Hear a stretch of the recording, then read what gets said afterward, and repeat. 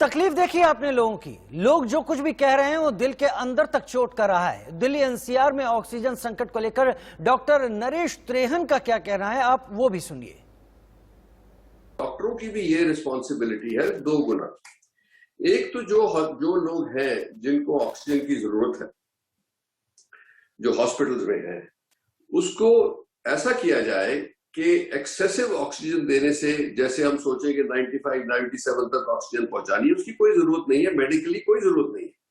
Medically अगर जो आपको 90 तक पहुंचानी है वो भी इंटरनेशनली एक्सेप्टेबल है। दुनिया ने भी ऐसा ही किया है कि आप 90 तक पहुंचाएं, उसके ऊपर ऑक्सीजन ज्यादा देने से वेस्ट ही होगा।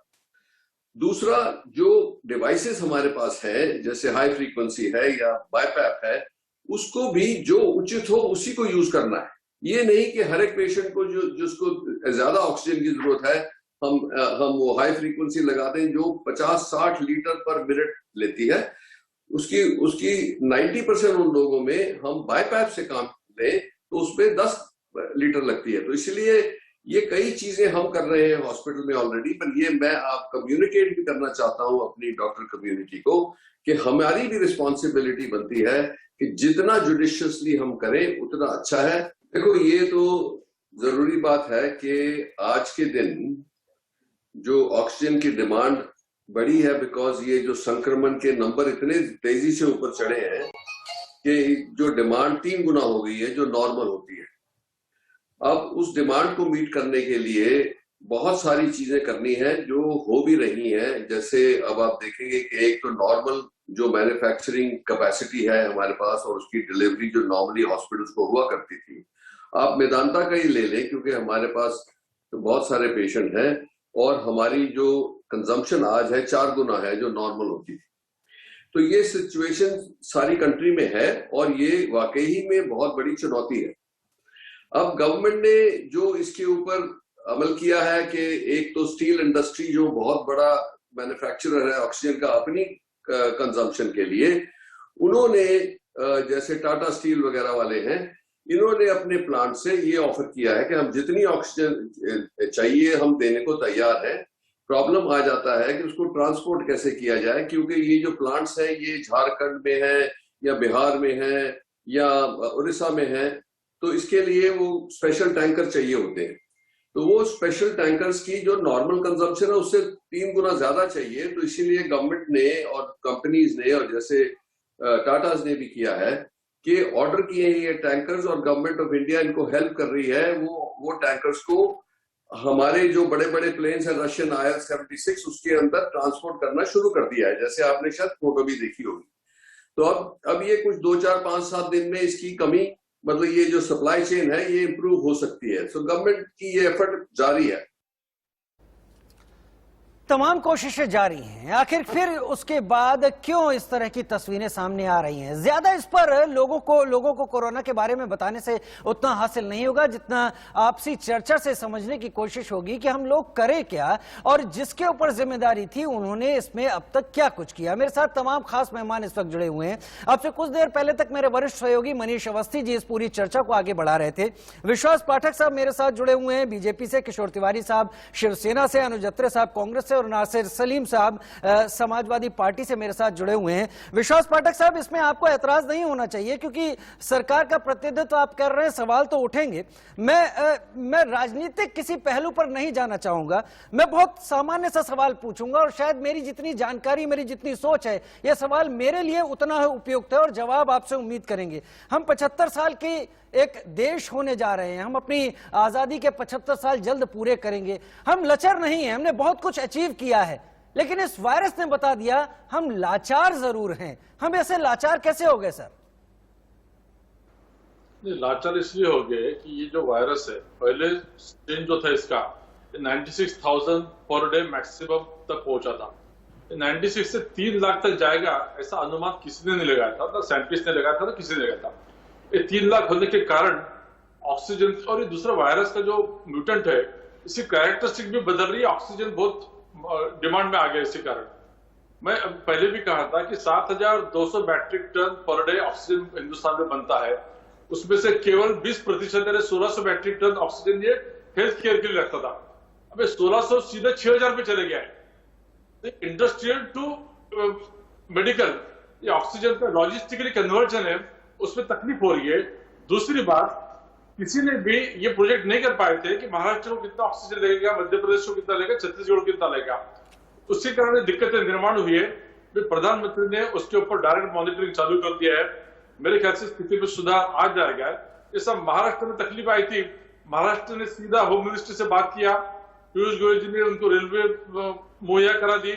आज विशाखापट्टनम से नागपुर में ऑक्सीजन आ रहा है। मेरे ख्याल से लॉजिस्टिक प्रॉब्लम्स थोड़ा सॉल्व होने के बाद में ये दिक्कतें कम हो जाएगी। दिक्कतें है, मैं मानता हूं। आपके जवाब में भी बहुत सारे सवाल छुपे हुए हैं विश्वास पाठक साहब, और वो जो सवाल है मैं बाकी पैनलिस्ट से पूछना चाहूंगा। अनुज अत्रे साहब, ये वो इंसान है भारत का जिसको उम्मीदों, उसके सपने दिखाकर उसका वोट लिया जाता है, सरकार बनाई जाती है, तमाम वायदे किए जाते हैं, तमाम दावे किए जाते हैं, और ये हर सरकार करती रही है।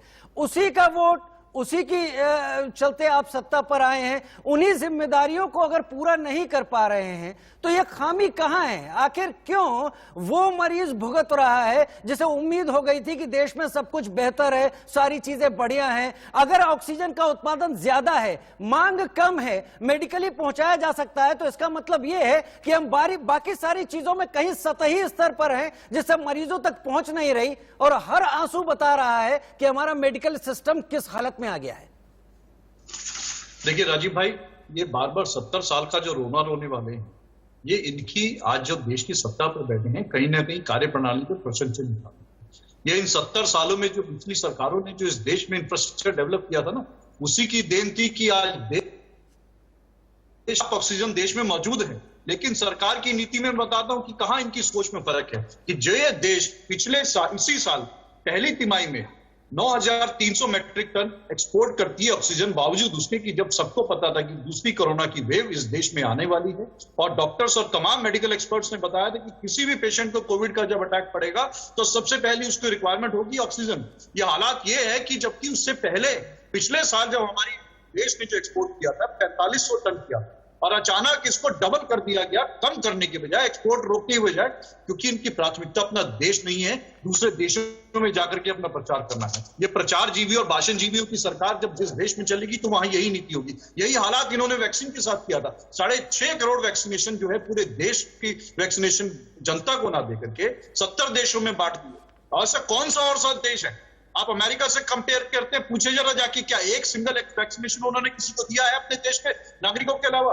वो कहते हैं पहले हमारे लिए, हमारी प्राथमिकता हमारा देश है, जब हमारे देश के एक एक आदमी को लग जाएगी उसके बाद सोचेंगे किसी को वैक्सीनेशन। लेकिन यहाँ हमारी प्राथमिकता ये है कि रोक लगा दीजिए, पहले 45 साल से 60 साल तक के बीच वालों को दीजिए, अब 45 साल से नीचे वालों को दीजिए, क्योंकि वैक्सीनेशन है नहीं, हमने एक्सपोर्ट कर दी।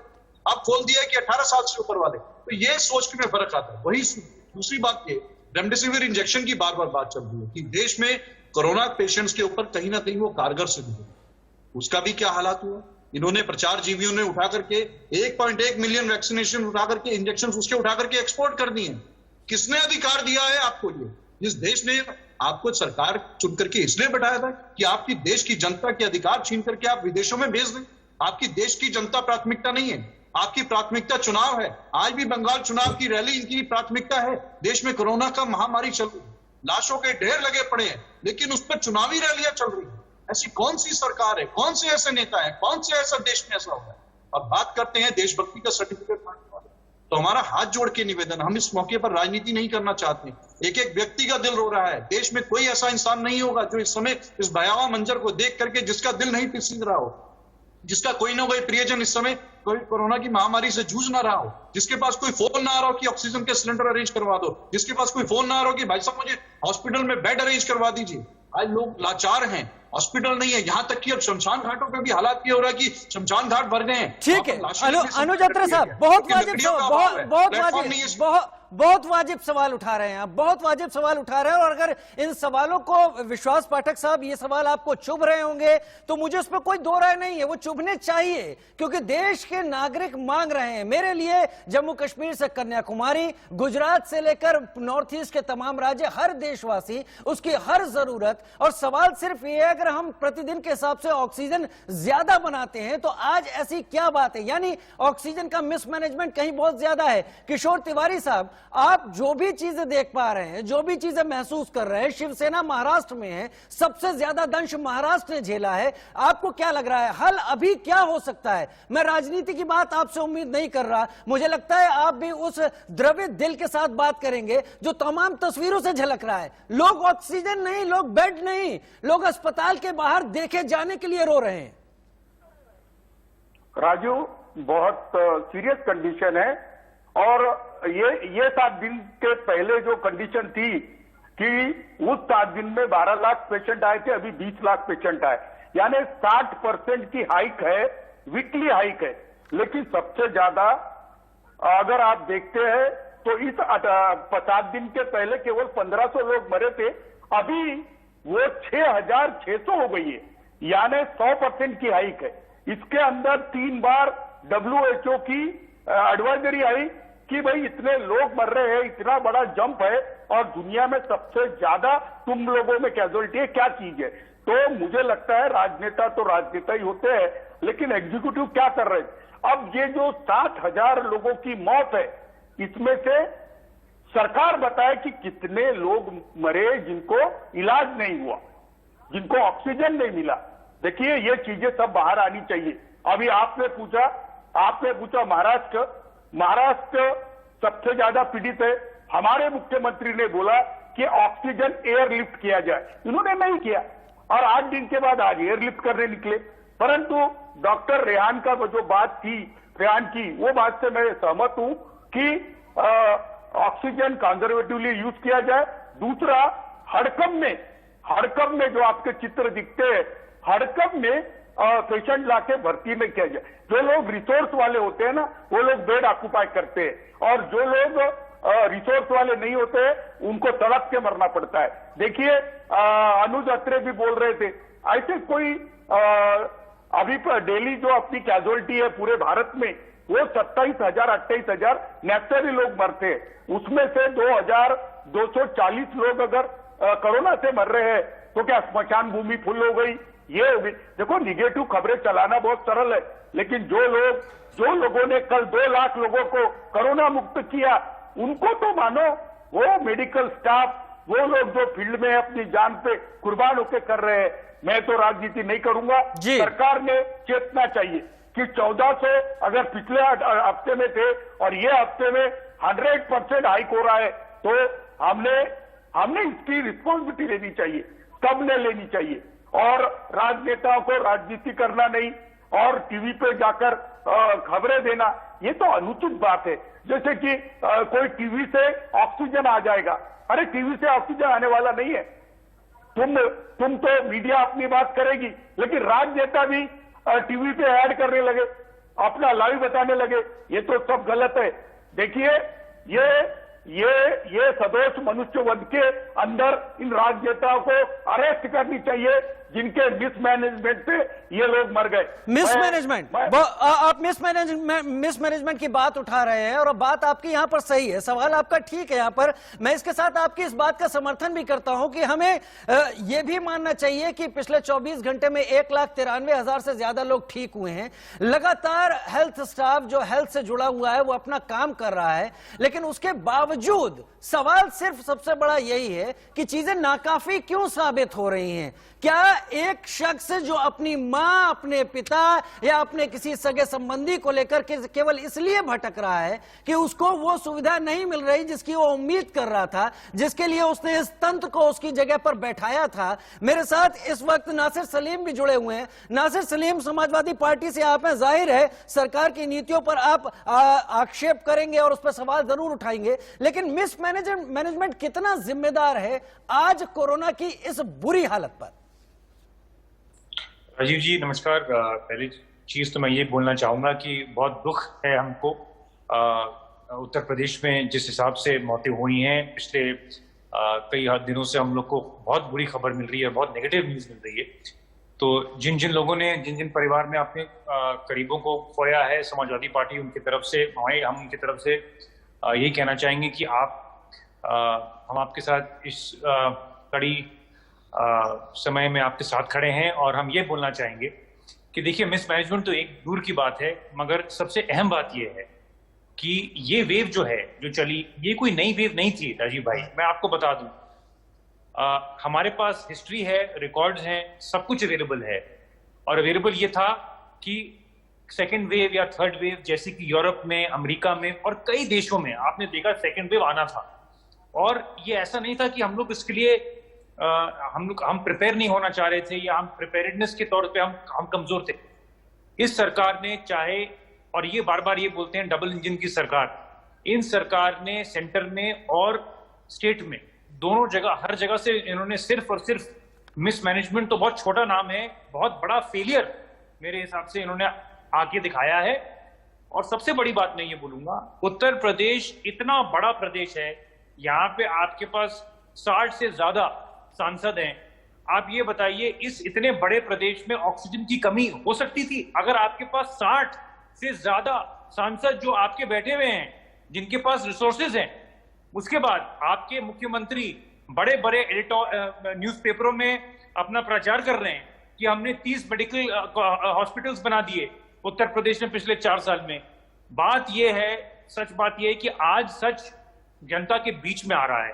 और सच ये है कि ना आपने कुछ काम किया मेडिकल इंडस्ट्री में, ना और इंफ्रास्ट्रक्चर सपोर्ट में आपने, ना ऑक्सीजन की सप्लाई का कुछ काम सोचा। आपको पता था कि ये वेव आने वाला है, मगर फिर भी आपने इस पे कुछ नहीं किया। तीसरी चीज, आपने सिर्फ और सिर्फ बाहर जाके दूसरे प्रदेश में आपने अपना कैंपेनिंग करी, और कैंपेनिंग ऐसी करी कि आपने अपने प्रदेश को सब कुछ बिल्कुल बेहाल हो गया है उत्तर प्रदेश। आज उत्तर प्रदेश में ऐसी बुरी हाल है, और मैं इसको क्रिटिसाइज नहीं करना चाहता, मेरे दिल में बहुत दुख है राजीव भाई की मैंने बहुत अपने करीबी, अपने दोस्तों और हमारे प्रदेश के लोग को, इतने लोगों को हमने खोया है पिछले कई दिनों में।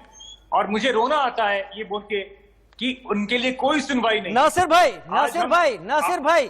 भाई माफी चाहूंगा, आंसुओं की जरूरत नहीं है। आप जैसे समर्थ लोगों के लिए आंसुओं की जरूरत नहीं है, क्योंकि आप तमाम जनता को उम्मीद की राह दिखाते हैं। एक सुरक्षा चक्र की तरह आगे बढ़ने की जरूरत है। और विश्वास पाठक साहब, समय मेरे पास कम है, लेकिन मैं यही कहना चाहूंगा कि बीजेपी जो कि देश की सत्ता पर इस वक्त काबिज है, आगे निकलिए, एक लीडर की तरह लीड कीजिए। जो भी तमाम बीच में चीजें आ रही हैं, अगर हमारे पास संसाधन है तो उसे पहुंचाने के लिए अब एक होकर आगे होना होगा। हम और ज्यादा शव गिनने की स्थिति में नहीं है। बहुत शुक्रिया हमारे साथ जुड़ने के लिए आप सभी का। एक छोटा सा ब्रेक लेने जा रहा हूं, लेकिन अपने तमाम दर्शकों को बताना चाहूंगा, संभल कर रहिए, मास्क लगाइए, सैनिटाइजेशन करिए और सोशल डिस्टेंसिंग का पालन जरूर कीजिए।